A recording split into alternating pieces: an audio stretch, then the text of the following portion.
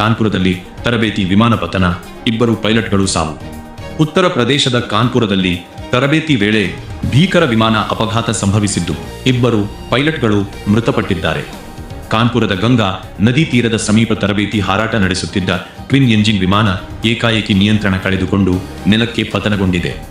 ಅಪಘಾತದ ವೇಳೆ ವಿಮಾನದಲ್ಲಿದ್ದ ಪೈಲಟ್ ಮತ್ತು ಸಹ ಪೈಲಟ್ 2 ಗಂಭೀರವಾಗಿ ಗಾಯಗೊಂಡಿದ್ದು ಬಳಿಕ ಮೃತಪಟ್ಟಿದ್ದಾರೆ ಎಂದು ಅಧಿಕಾರಿಗಳು ತಿಳಿಸಿದ್ದಾರೆ. ವಿಮಾನ ಪತನಗೊಂಡ ತಕ್ಷಣವೇ ಸ್ಥಳದಲ್ಲಿ ಭಾರೀ ಆತಂಕದ ವಾತಾವರಣ ನಿರ್ಮಾಣವಾಗಿತ್ತು.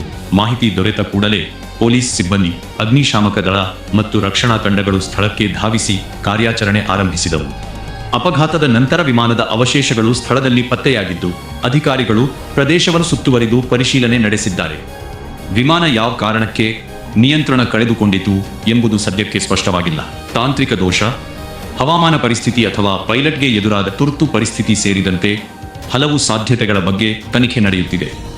ಅಪಘಾತದ ನಿಖರ ಕಾರಣ ತಿಳಿಯಲು ಸಂಬಂಧಿತ ವಿಮಾನಯಾನ ಅಧಿಕಾರಿಗಳು ತನಿಖೆ ಆರಂಭಿಸಿದ್ದಾರೆ.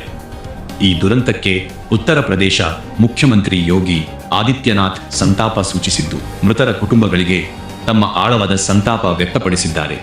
ಕಾನ್ಪುರದ ಈ ಭೀಕರ ವಿಮಾನ ಅಪಘಾತದ ಕುರಿತು ತನಿಖೆ ಮುಂದುವರಿದಿದೆ. ಇಂತಹ ಪ್ರಮುಖ ಸುದ್ದಿಗಳಿಗಾಗಿ ಸಂಚಲನ ನ್ಯೂಸ್ ಅನ್ನು ಸಬ್ಸ್ಕ್ರೈಬ್ ಮಾಡಿ.